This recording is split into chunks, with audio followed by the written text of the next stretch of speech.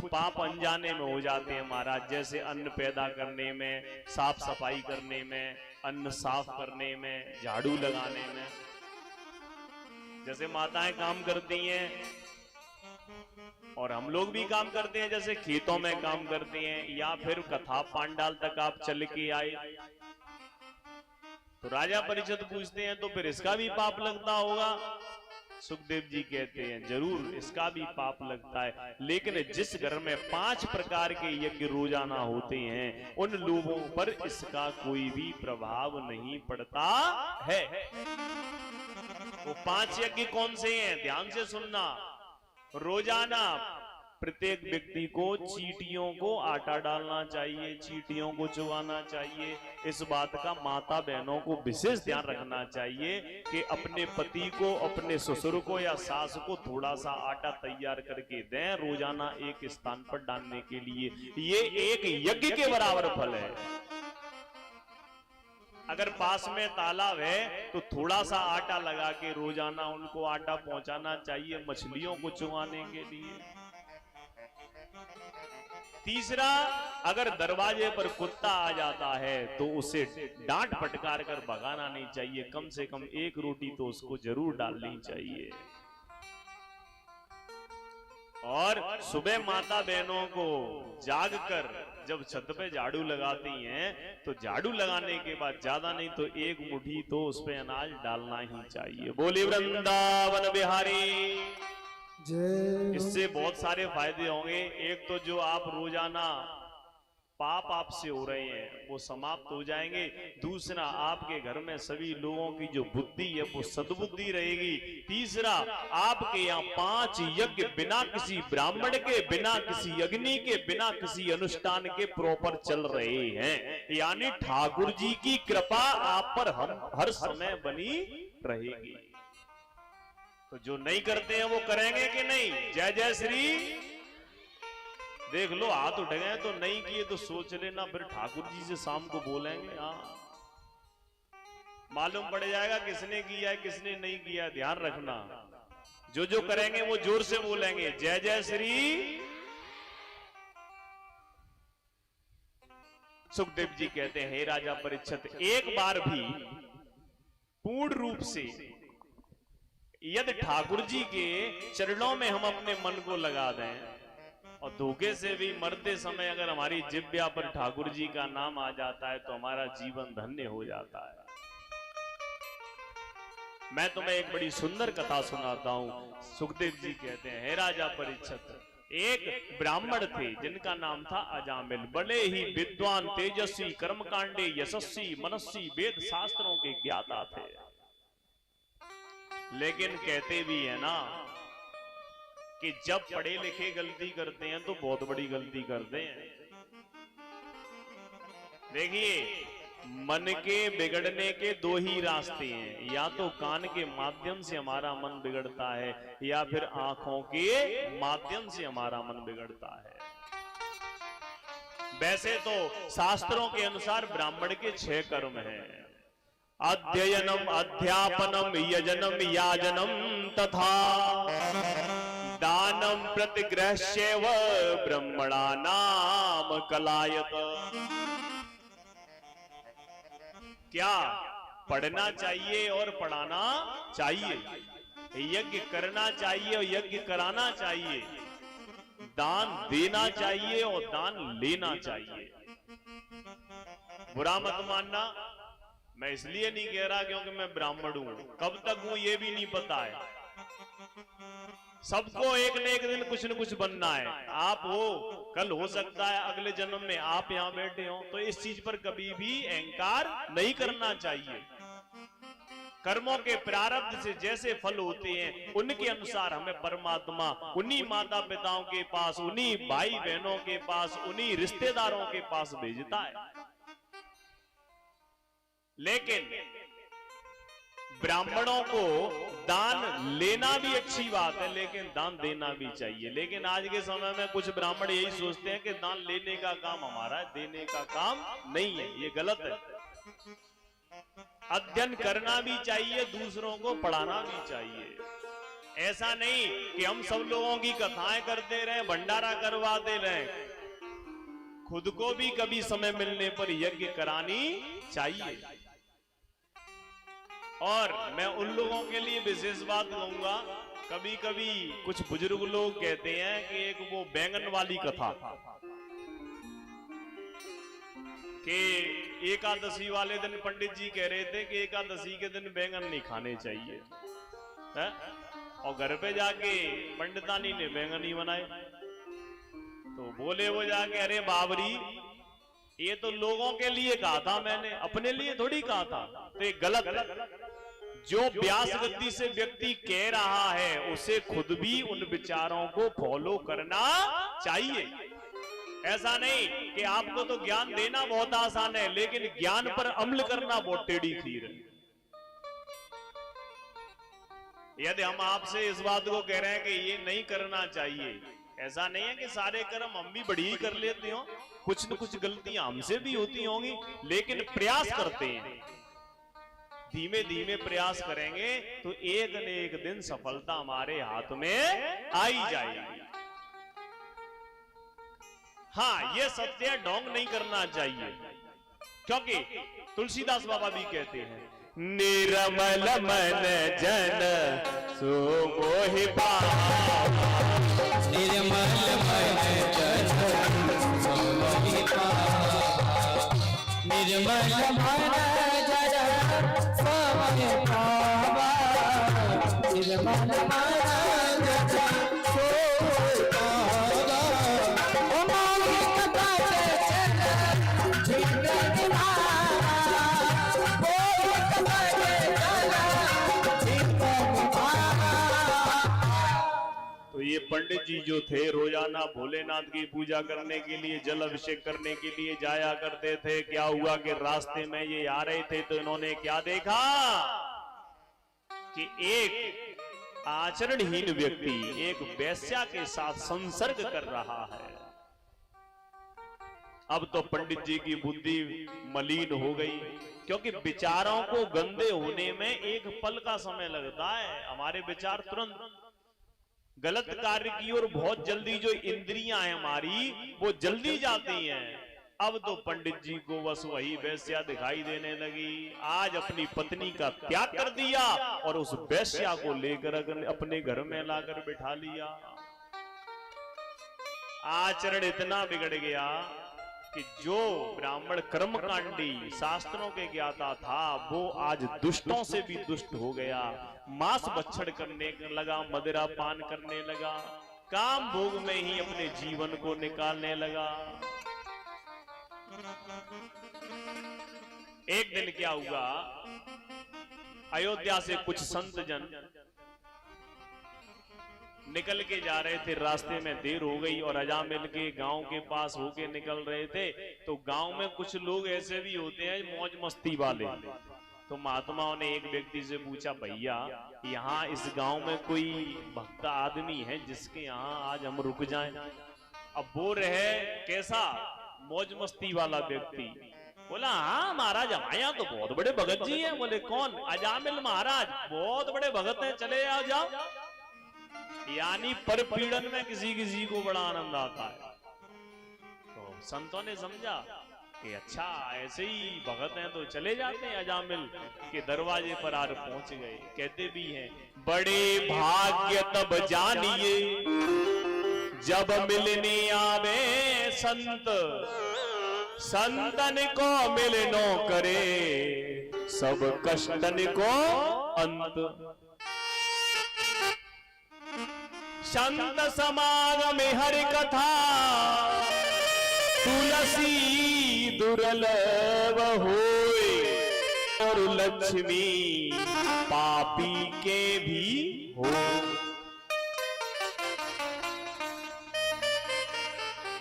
संतों ने बड़े ही भाव से जाकर आज जैसे ही अलख जगाया, दरवाजे पे जाकर वह वेश्या निकल के आई। वेश्या को देखकर महात्मा जी बोले, अरे बिटिया, हम अयोध्या से संत आए हुए हैं, आज हम तुम्हारे यहाँ भोजन करना चाहते हैं, भक्त अजामिल कहाँ हैं? जैसे ही इतनी बात सुनी मेरे भक्तजनों, आज उस वैश्या के नेत्र सजल हो गए, अश्रुधारा प्रवाहित होने लगी और बोलने लगी, बाबा किसी ने गलत बता दिया, वो भक्त अजामिल नहीं है, वो दुष्ट अजामिल है। बोले बेटा हमको पता नहीं था, हम जा रहे हैं। जैसे ही संत जन पलट कर जाने लगे, आज उस वेश्या के नेत्र सजल हो गए और हाथ जोड़कर चरणों में गिर पड़ी और संतों से बोली, महाराज मैं आपको अपने हाथों से भोजन नहीं करा सकती हूं, लेकिन यदि मैं आपको सूखा भोजन दे दूं तो आप बनाकर पाओगे तो मेरा हृदय संतुष्ट हो जाएगा। इतनी बात सुनी तो संतों का तो हृदय नवनीत होता है, बड़ा कोमल होता है। बोले कोई बात नहीं है बेटा, क्योंकि उसने अपने बारे में सब बता दिया। तो संतों ने आज अजामिल के दरवाजे पर भोजन बनाए और वेश्या खड़ी खड़ी रो रही है और यही सोच रही है कि मेरे कैसे कर्म है कि मैं संतों की सेवा भी नहीं कर सकती, मैं कितनी निष्ठुर हूं, मेरा जीवन कितना बेकार है, यही सोच सोच कर विचार कर रही है। इतने में ही संत अजामिल आने वाला था। महात्मा जी ने पहला निवाला जैसे ही मुंह की ओर लिया तो महात्मा जी रोने लगे। तभी एक चेला ने पूछा, महाराज रोते क्यों हो? बोले क्या बताऊं बेटा, कि जिसका मैंने अन्न खा लिया, अगर वह नहीं सुधरा तो हमारे अन्न खाने का मतलब क्या हुआ। आज जैसे ही अन्न खाया तो जब तक अजामिल काला कपड़ा सर से बांधे, हाथ में तलवार लिए और कुछ सामान लिए हुए चलाया, जैसे ही महात्मा को देखा तो महात्मा को देखकर चिढ़ने लगा, अरे महात्मा यहाँ पे क्या कर रहे हो, भागो यहाँ से। इतनी बात सुनी महात्मा जी तो बेचारे डर गए। अरे इतने में तो अंदर से वो वेश्या निकल के आई। उसने कहा, क्यों क्या बात है, मैंने रोका इनको। तो जो अजामिल किसी से नहीं डरता था वो अपने पत्नी से डरता था। नहीं मैं कुछ नहीं कह रहा हूं, कोई बात नहीं है। जैसे ही अजामिल आगे बढ़ा तो तुरंत महात्मा जी ने कहा, बेटा हम तुमसे दक्षिणा मांगना चाहते हैं। अजामिल बोला, तुम्हारे कमंडल वगैरह ना छीने जे कम दक्षिणा है, आप सलामत हो यही बहुत बड़ी दक्षिणा है। जब तक पत्नी ने कहा, क्यों दे नहीं सकते हो? वो कह रहे हैं तो दो दक्षिणा। अच्छा तुम कह रही हो तो दे देता हूं। बहुत से लोग अपनी पत्नियों से बहुत डरते हैं, बेशक यहाँ दिखाएं कि हम बहुत बड़े सिंह हैं, घर पे बोलती बंद है। देखो समझ गया सब बैठी हैं, हाँ बिल्कुल सही कह रहे हैं। अजामिल, अजा माने माया, यानी माया से मिला हुआ। हम और आप सब अजामिल तो हैं ही, हम भी तो माया से मिले हुए हैं। एक दृष्टांत याद आ गया। एक बार ऐसा हुआ था, जैसे श्रावण का महीना चल रहा है अभी, सावन का, तो सावन में क्या है, बहन बेटी ज्यादा आती है ना, तो एक बिटिया की शादी भई थी। अब बिटिया बड़ी पढ़ी लिखी, बड़ी होशियार, शहर में शादी भई। अब उसके साथ के कुछ लड़के के साथ के मित्र थे, उन्होंने सलाह दी कि बेटा एक बात ध्यान रखियो, हमने जो सुनी है कि अगर एक बार पत्नी सिर पर चढ़ गई तो फिर उतरती नहीं है। तो भैया क्या करना चाहिए? एकदम टाइट फिटिंग से रखियो भाई। बोले ठीक है, क्या करूं? डरा के रखना, अच्छी तरह रहेगी। बोले ठीक है। अब जैसे ही मोड़ी बिचाई ब्याह है के गई, अब तो बाप गुस्सा करव करे। कैसे बोला करे, चाय बना दियो नहीं तो। बेचारी डर जाती, जाने क्या करेगा पता नहीं, तुरंत चाय बना के ले गई, चाय पकड़। आज खीर बना दियो नहीं तो, कपड़े धो दियो नहीं तो। डर के मारे पता नहीं जाने क्या करेगा। ठीक है भाई। अब बेचारी सावन के महीना में अपने गांव में आई, बहने ने और सहेली ने पूछी, अरे बहना तू तो बड़ी मोटी ताजी सी हती और तू ऐसी दुबली पतली है के आई है, का ससुराल में कोई कष्ट है का? तब उस बिटिया ने कहा, का बताऊं बहना, बात बात पे जई कहते है फलानो काम कर दियो, नहीं तो पतो न जाने खा करे हो। उन्होंने कहा, चिंता मत कर, हम भी बहुत पढ़ी लिखी हैं, एक काम करियो तू, अब की बार अगर तोते कहना तो फिर तू कह ही दियो कि बोल का करेगो, एक बार हम फंद कटे जाओ। बोले ठीक है। अब भैया फिर सावन के बाद राखी वाखी बांध बूंद के मेला वेला देख के फिर अपनी ससुराल गई, तो बड़ी जोर से बोला, पानी भर दियो, नहीं तो। बड़ी हिम्मत जुटा के बेचारी बोली सरलता से, नहीं तो क्या, कछु नहीं, अपने आप भर लेंगे। बोलिए सामरे सरकार की। तो भैया डरना भी चाहिए, क्योंकि घर को चलाने वाली कौन है, यही है। अगर ये चाहे तो घर को स्वर्ग बना दें, और ये चाहे तो घर को, मैं नहीं कह रहा, आप खुद कह लो। बोले वृंदावन बिहारी। बड़े ही भाव के साथ आज मेरे भक्तजनों, आज जैसे ही वैश्या ने कहा दक्षिणा दो, तो जो अजामिल किसी से नहीं डरता था, अपनी पता, हाँ बताओ क्या देना, बताओ क्या चाहिए तुमको। महात्मा जी ने कहा, तस्य प्रवयस्य पुत्रादस तेषां तु यो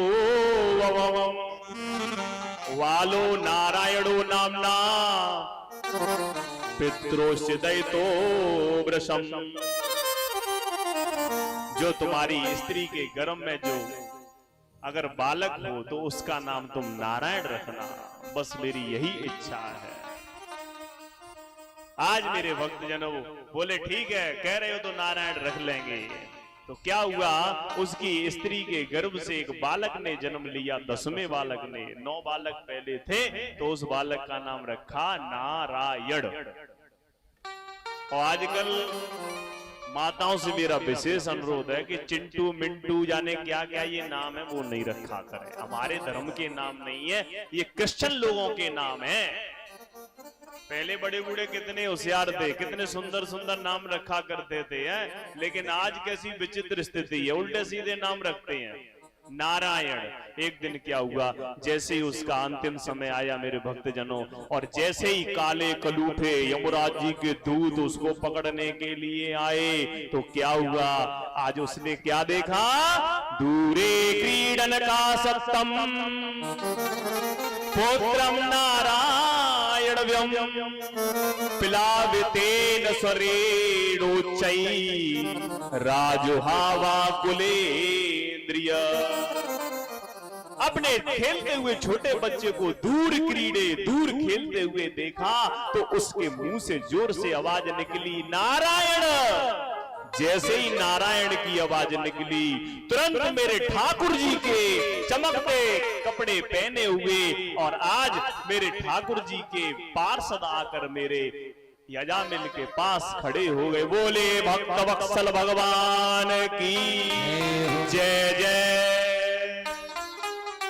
अपने पुत्र को बुलाया, लेकिन तुलसी बाबा रामचरितमानस में कहते हैं, भाव कुभाव अनख आलस, भाव कुभाव अनख आलस, भाव कुभाव अनख आलस, भाव कुभाव अनख आलस, वो नामो जप अलग सिकस, नामो जप अलग सिकस। भाव से कुभाव से किसी भी प्रकार से मेरे गोविंद का नाम स्मरण करना चाहिए, क्योंकि अंतिम समय पे मेरे प्रभु का नाम नहीं आता, मरते समय जिब्या पर नाम नहीं आता। जन्म जन्म मुने यतन कराए, जन्म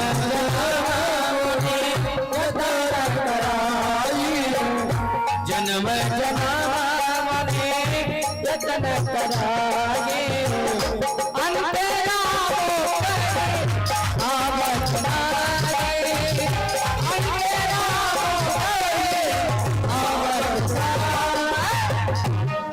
बड़े ही यत्न करो, फिर भी मरने के समय मेरे ठाकुर जी का नाम आना बड़ा मुश्किल है।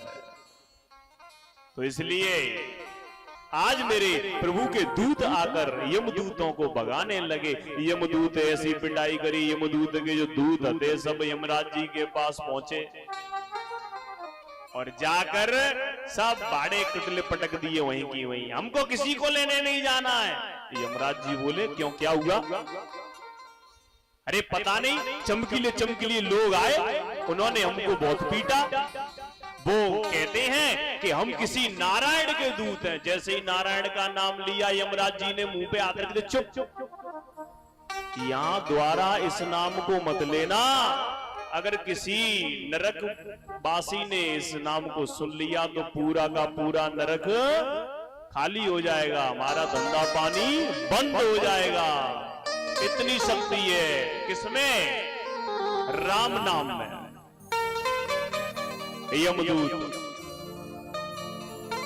सभी पूछने लगे, प्रभु हमें नहीं पता है, ये बताओ किसको लेके आना है, किसको लेके नहीं आना है। तो यमदूत कहती हैं, मुझसे आप पूछा करते थे तुम लोग कि तुम किसकी पूजा करते हो, तुम किसका भजन करते हो। तो मैं इन्हीं नारायण का भजन करते हैं। हम 12 लोग हैं जो इसी नाम से जीवित रहते हैं।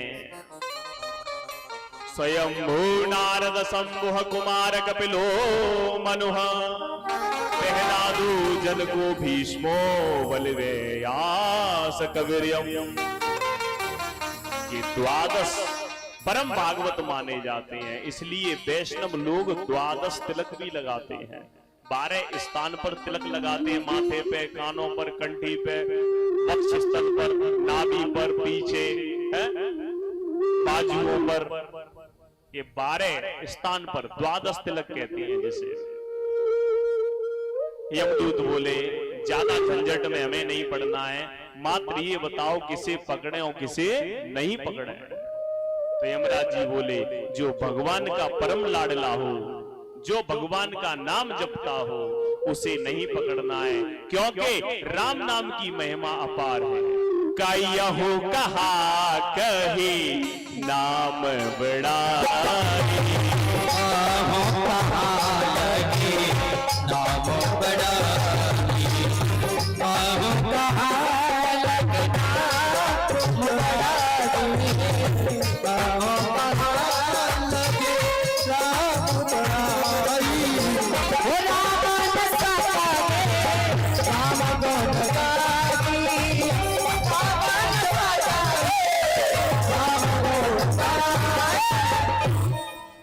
तो इसलिए मेरे गोविंद की महिमा का देखिए, हमारे शास्त्रों में, हमारे पुराणों में, हमारे हिंदू धर्म में इतने नाम हैं कि कोई कमी नहीं है। तो माताओं से मेरा विशेष अनुरोध है कि अपने बच्चों के नाम भगवान के नाम पर रखें।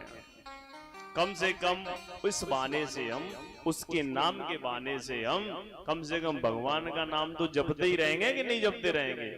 तो जो मेरी बात से सहमत है वो बोलेंगे जय जय श्री।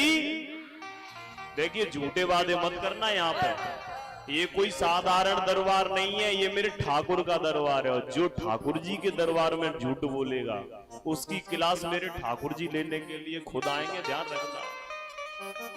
क्योंकि जो मेरे प्रभु की नाम की महिमा है वो बड़ी अजीब है राधा नाम अपार प्रभु आए नाए, है राधा नाम अपार प्रभु आए नाए, है राधा नाम अपार, है राधा नाम अपार प्रभु आए नाए, है राधा नाम अपार प्रभु आए नाए। फिर जीवन के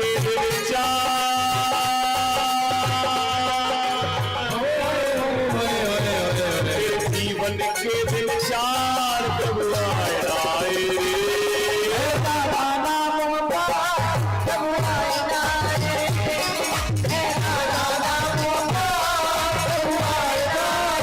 श्री राधे।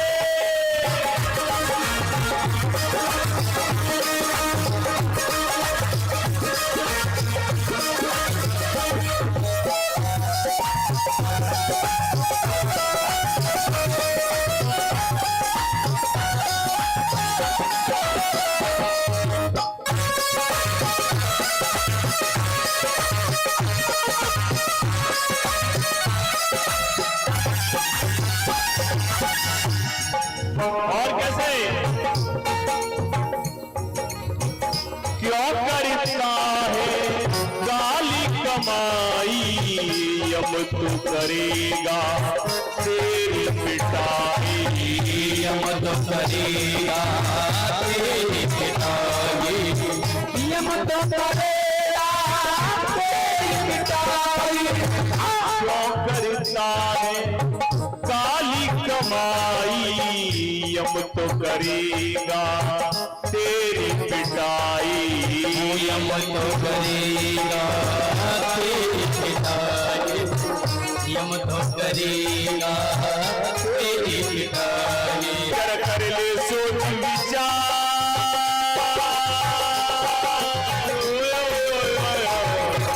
कर ले सोच विचार प्रभु आए ना आए रे। है राधा नाम प्रभु आए ना आए। हे राधा नाम प्रभु आए ना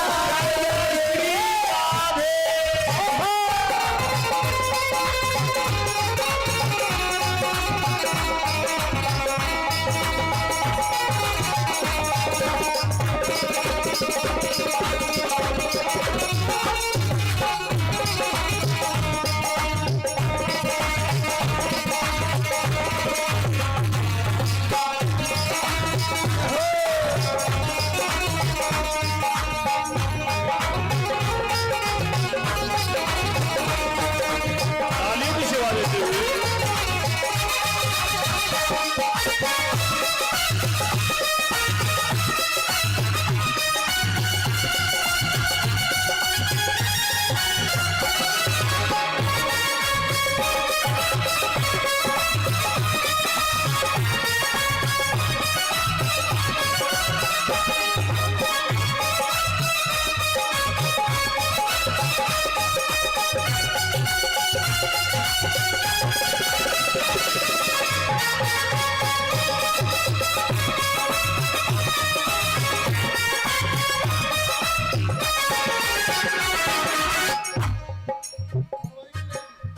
छोड़ दे सारी दुनियादारी भज ले प्यारे कृष्ण मुरारी।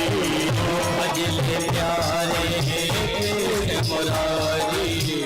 भजले प्यारे कृष्ण मुरारी।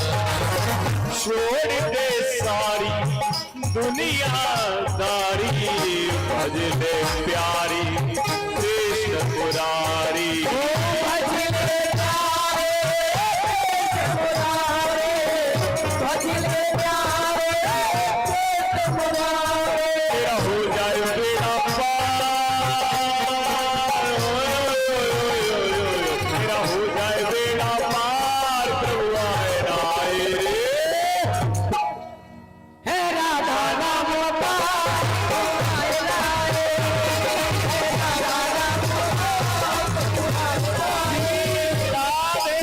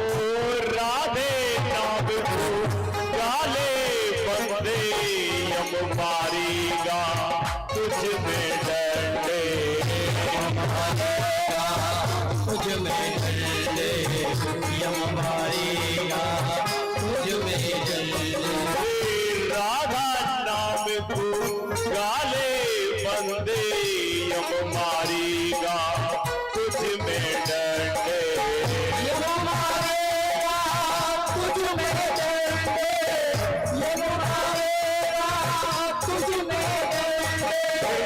जीवन के विचार जीवन